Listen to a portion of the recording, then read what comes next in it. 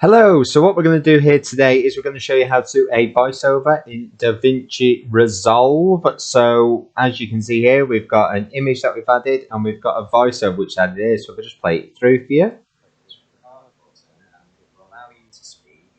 So that is what we are aiming for overall. So we'll go right back to the beginning now and show you how to do this from scratch to add a voiceover to either static images or in a video that you've got where you want to replace the audio. So to take us back to the beginning, what we're going to do is we are going to delete this timeline completely, delete the selected timeline. So we're back to nothing, we're back to an empty project. We'll delete our audio capture from before just by pressing the delete key and then delete. And we're just left with an image. Now this can be anything, you know, if you drag the image down onto the timeline, it will create a new timeline. But as you can see here, if we press play, we've just got nothing in the background. So what we need to do is we need to make sure that whilst we are in cut, that we add a new audio track. So if you come over here underneath the track you've currently got and right click, you can click add track, and that will add an audio track to your timeline. Then the next important thing, people often click on this and they're like, I can't change it, there's nothing I can do with it. And if you are in edit mode, people often go across to the mixer, which is fine. We've got audio 1 and 2 now. And they're like, I can't select the input button everybody's talking about. Well, that's because you've got to go along the bottom and down here to something called Fairlight. So if we click on Fairlight, and then you click on audio 1, the mixer will pop up here. And the mixer will pop up on this side, so you can see we've got the input button there in a way that on edit we don't have the input button. So Fairlight is where you want to be. And then we'll add it to audio track 1, why not? And if we click on input, you can now see there's 2 inputs available. If we click on the first one, which I know it is for us, and we can test it in a second to make sure we click the right one, don't click cross, because that won't actually select the input for you.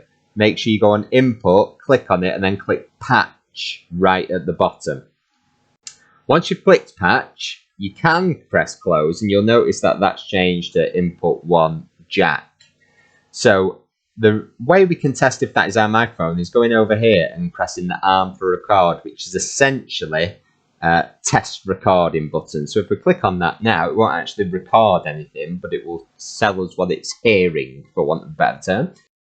So if we click on that now, we can see that the inputs are going up. The one thing you will notice is that I sound a bit slow and a bit like robot voice.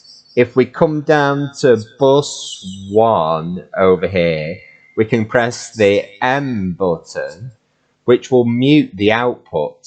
Okay, so here on the output, it will actually mute it so that we've only got the input going on, which is where we want to be for recording.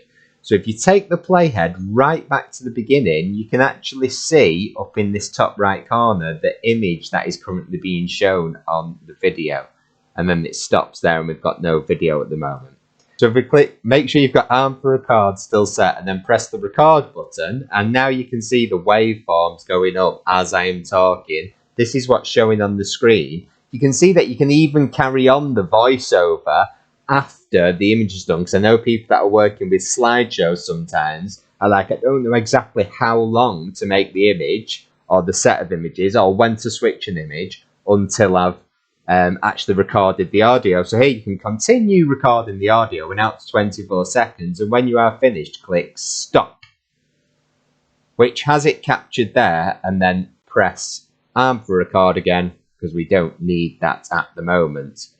Now, people then go back to the front and then press play and say, it's not working. I cannot hear anything at all whatsoever. The reason for that is that, don't forget, we've muted down here in bus 1 the outputs so that we didn't get that echoing. Now we want to unmute it because we've finished recording. And then if we press play, press the record button, and now you can see the waveforms going up as I am talking. This is what's showing on the screen. You can So that was what I was saying at the time, and you can see in the upper right corner the preview.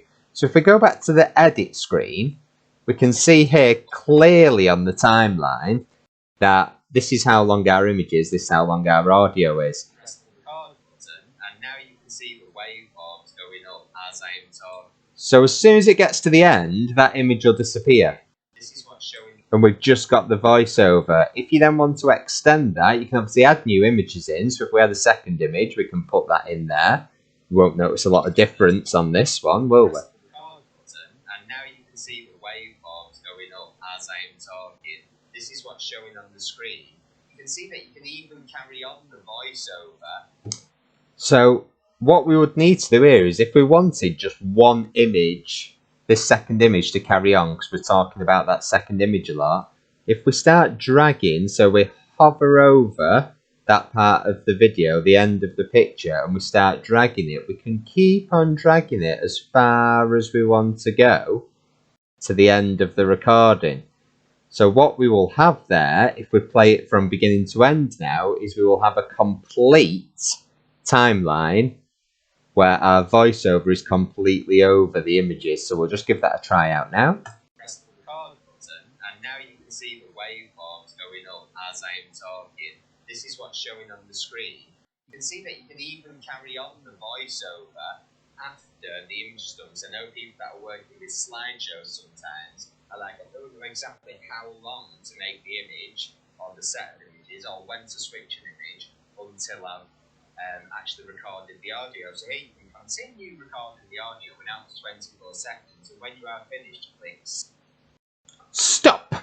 And as you can see there, the voiceover is perfectly matched to the images. We've got something on the screen all the time, and we've got our new voiceover onto our project.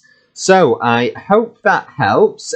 Do let us know how you get on with the voiceovers. If you've got any questions about DaVinci Resolve or recording the voiceover, then do add them into the comments below. Don't forget to like the video and subscribe to us for more DaVinci Resolve videos. We'll see you later.